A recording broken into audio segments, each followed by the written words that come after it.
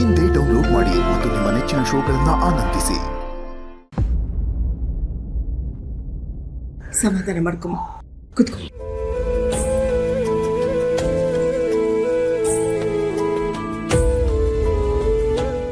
ಯಾಕೆ ಈ ಥರ ಸಾಯೋ ಮಾತಾಡ್ತೀಯ?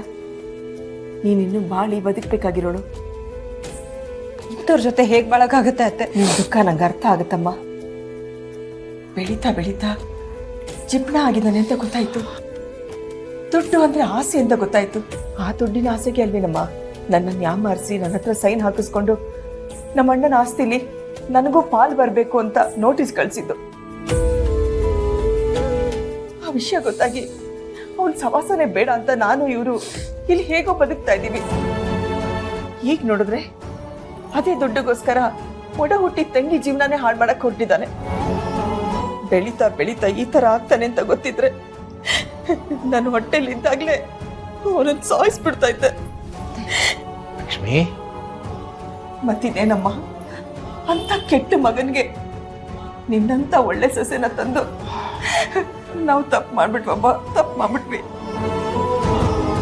ಇದರಲ್ಲಿ ನಿಮ್ಮ ತಪ್ಪು ಏನೂ ಇಲ್ಲ ಅತ್ತೆ. ಅವರಿಗೆ ಬದಲಾಗೋದಿಕ್ಕೆ ಹಲವಾರು ಅವಕಾಶಗಳಿದ್ವು, ಆದರೆ ಅವ್ರು ಯಾವತ್ತೂ ಬದಲಾಗ್ಲಿಲ್ಲ, ಬದಲಾಗೋ ಮನಸ್ಸನ್ನು ಮಾಡಲಿಲ್ಲ. ಅವನಿಗೆ ಈ ದುಡ್ಡಿನ ಭೂತ ಹೊಕ್ಬಿಟ್ಟಿದ್ಯಮ್ಮ. ಅದು ಬದಲಾಗೋದಕ್ಕೆ ಬಿಡ್ತಾ ಇಲ್ಲ. ನಾವು ಯಾವತ್ತೂ ಇನ್ನೊಬ್ಬರನ್ನ ಹಾಳು ಮಾಡಿ ದುಡ್ಡು ಸಂಪಾದನೆ ಮಾಡಬೇಕು ಅಂತ ಕನಸು ಮನಸ್ಸಿನಲ್ಲೂ ಯಾರು ಎಣಿಸ್ತವ್ರಲ್ಲ. ಇವನಿಗೆ ಎಲ್ಲಿಂದ ಈ ಕೆಟ್ಟ ಬುದ್ಧಿ ಬಂತೋ ಗೊತ್ತಿಲ್ಲ, ಅಥವಾ ನಾವು ಇವನಿಗೆ ಸರಿಯಾಗಿ ಬುದ್ಧಿ ಕಲಿಸ್ತಿಲ್ವೋ ಏನೋ. ಮಾವ, ನೀವು ಮತ್ತೆ ಅದನ್ನೇ ಹೇಳ್ತಿದ್ದೀರಾ. ಇದರಲ್ಲಿ ನಿಮ್ಮಿಬ್ಬರದ್ದು ತಪ್ಪಿಲ್ಲ ಮಾವ. ನೀವು ಹಾಗೆ ಬೆಳೆಸಿರೋ ಪದ್ಧತಿನಲ್ಲಿ ತಪ್ಪಿದೆ ಅನ್ನೋದಾಗಿದ್ರೆ ನಿಮ್ಮ ಎಲ್ಲ ಮಕ್ಕಳು ಹಾಗೆ ಆಗ್ಬೋದಿತ್ತಲ್ವಾ? ನೋಡಿ ವೆಂಕಿನ, ಅವನು ನಿಮ್ಮನ್ನ ಎಷ್ಟು ಗೌರವದಿಂದ ನೋಡ್ತಾನೆ.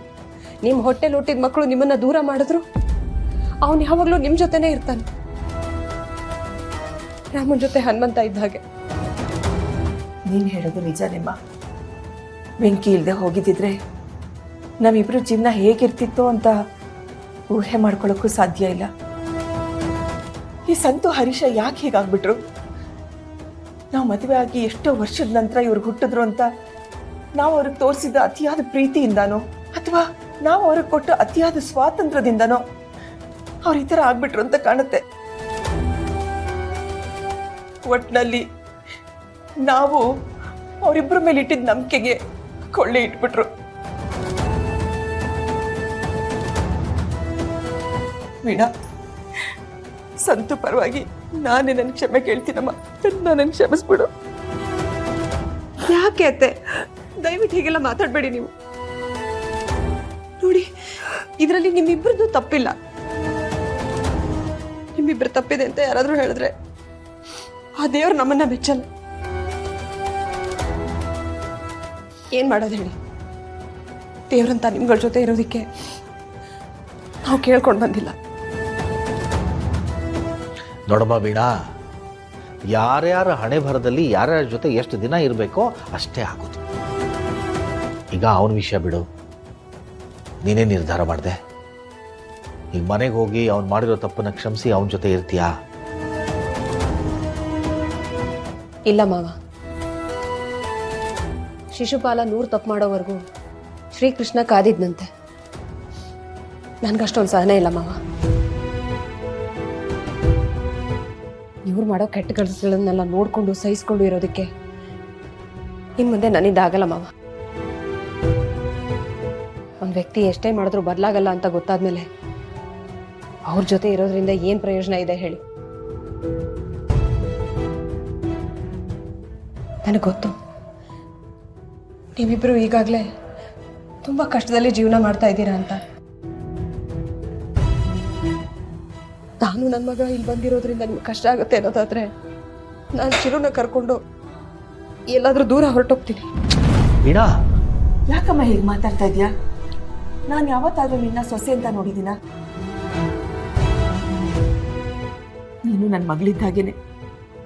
ಮಗಳು ತವ್ರ ಮನೆಗೆ ಕಷ್ಟ ಅಂತ ಬಂದ್ರೆ ತವ್ರ ಮನೆಯವ್ರು ಕಳಿಸ್ಬಿಡ್ತಾರೆ ನಮ್ಮ. ವೀಣಾ, ನೀನೆಲ್ಲೂ ಹೋಗೋದು ಬೇಡಮ್ಮ. ನೀವಿಬ್ರು ನಮ್ಮ ಜೊತೆನೇ ಇರಿ.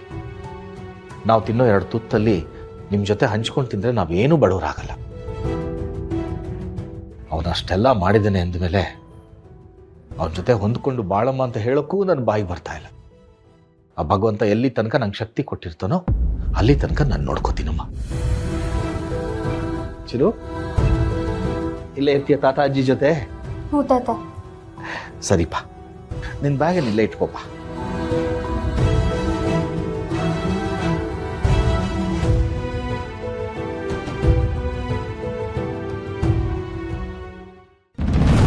ಮಾವ, ಏನವ?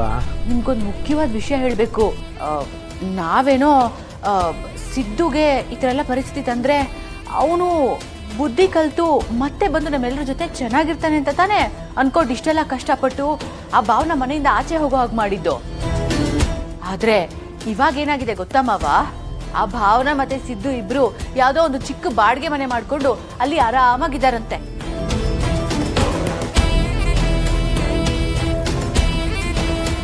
ಏನವ ಹೇಳ್ತಾ ಇದ್ಯಾ? ಇದನ್ನೆಲ್ಲ ನಿನ್ಗ್ಯಾರವ ಹೇಳಿದ್ದು? ಹಿಂಗೆ ನನ್ನ ಪರಿಚಯ ಇರೋರ ಕಡೆಯಿಂದ ನನಗೆ ಗೊತ್ತಾಯ್ತು ಮಾವ. ಅಲ್ಲ, ಈ ಥರ ಎಲ್ಲ ಮಾಡ್ತಾ ಇರೋದು ನಿಜವಾಗ್ಲೂ ನಮ್ ಸಿದ್ದುನೇನಾ ಅಂತ ನನಗೆ ಅನ್ನಿಸ್ತಾ ಇದೆ. ನಂಬಕ್ಕೆ ಆಗ್ತಿಲ್ಲ. ಎಲ್ಲ ನಮ್ಮ ಕರ್ಮ ಕಣವ. ನೋಡ್ದೆ ನಮ್ಮಿ, ನೋಡ್ದ ನಿನ್ನ ಮಗನ್ನ? ಯಾರು ಅವನ ಜೀವನದಲ್ಲಿ ಇದ್ರೆ ಅವ್ನಿಗೆ ಒಳ್ಳೇದಾಗಕ್ಕಿಲ್ಲ ಅಂತ ನಾವು ಅವಳು ನಾಚಿಗೆ ಕಳ್ಸಿದ್ರೆ ಈ ಬಡ್ಡಿ ಐದ ಅವಳ ಜೊತೆನೆ ಹೋಗಿ ಹೊಸ್ದಾಗಿ ಸಂಸಾರ ಮಾಡ್ಕೊಂಡು ನೆಮ್ಮದಿಯಾಗಿ ಅವನಂತಲ್ಲ. ಅವನೇನೋ ಅಲ್ಲಿ ನೆಮ್ಮದಿಯಾಗಿ ಅವನೇ, ಇಲ್ಲಿ ನಮ್ಮ ಹೊಟ್ಟೆಗೆಲ್ಲ ಬೆಂಕಿಗೆ ಹೋಗವನೆ. ಅದೆಲ್ಲಿಂದ ಬಂದು ಒಕ್ಕರ್ಸ್ಕೊಂಡ್ಲೋ ಏನೋ. ಅವಳನ್ನ ನನ್ನ ಮಗನಿಂದ ನಾವ್ ಏನ್ ಮಾಡಿದ್ರು ದೂರ ಮಾಡಕ್ ಆಗ್ತಿಲ್ಲ ಅಲ್ರಿ. ನನ್ನ ಮಗನ ಜೀವನನೇ ಸರಿ ಮಾಡಕ್ ಆಗ್ತಿಲ್ಲ.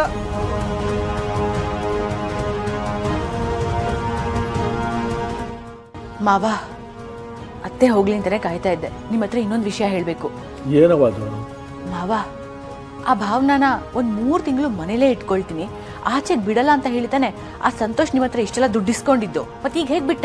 ಅಯ್ಯೋ, ಬರೀ ದುಡ್ಡೇ ಅಲ್ಲ ಕಣವ, ಅವಳ ಮನೇಲಿ ಇಟ್ಕೊಳ್ಳಕ್ಕೆ ಊಟ ತಿಂಡಿ ಖರ್ಚಿಗೆ ಅಂತಾನು ಕಿತ್ಕೊಂಡು ಹೋಗವನೆ. ಇಷ್ಟೆಲ್ಲ ಆದ್ಮೇಲೂ ಅವಳು ಅದಂಗೆ ಆಚೆಗೋದ್ಲು ಅಂತ ಅಲ್ಲ. ಈ ಬಡ್ಡಿ ಅಲ್ಲಿಗೆ ಹೆಂಗೋದ ಅಂತ ನನ್ಗೆ ಅರ್ಥನೇ ಆಯ್ತಾ ಇಲ್ವಲ್ಲ. ಒಟ್ನಲ್ಲಿ ಆ ಮನೆಯವ್ರನ್ನ ಯಾರು ನಂಬಂಗೆ ಇಲ್ಲ ಕಣವ. ಎಲ್ಲರೂ ನಸ್ಗುನಿ ಕಾಯ್ಕೊಳ್ತಾರ ಆಟ ಆಡ್ತಾವ್ರೆ. ಒಟ್ನಲ್ಲಿ ಏನಾದ್ರೂ ಒಂದು ನಾಟಕ ಮಾಡ್ಕೊಂಡು ದುಡ್ಡು ಕೀಳೋದು ಅಷ್ಟೇ ಗೊತ್ತಿರೋದು ಅವ್ರಿಗೆ. ನೀವು ಹೇಳ್ತಾ ಇರೋದು ಕರೆಕ್ಟ್ ಅಂತ ಅನಿಸ್ತಾ ಇದೆ ಮಾವ. ಮಾವ, ಈ ಸಂತೋಷು ಯಾರನ್ನು ಇದುವರೆಗೂ ಮೋಸ ಮಾಡದೆ ಬಿಟ್ಟೇ ಇಲ್ಲ. ನಿಮ್ಮನ್ನೂ ಅಷ್ಟೇ ಮಾವ. ಅವನು ನಿಮ್ಮ ಹತ್ರನೇ ದುಡ್ಡಿಸ್ಕೊಂಡು ನಿಮಗೂ ಮೋಸ ಮಾಡಿದಾನೆ ಅಂತ ಅನಿಸ್ತಾ ಇದೆ. ಅಷ್ಟೇ ಅಲ್ಲ ಮಾವ, ಇನ್ನೂ ಒಂದು ವಿಷಯ ಇದೆ. ನೀವು ಕೊಟ್ಟಿರೋ ದುಡ್ಡಲ್ಲಿ ಅವನು ಈ ಹರೀಶ್ಗೂ ಕೂಡ ಪಾಲ್ ಕೊಟ್ಟಿದ್ದಾನೆ. ಲಕ್ಷ್ಮೀ ನಿವಾಸ ಲಕ್ಷ್ಮೀ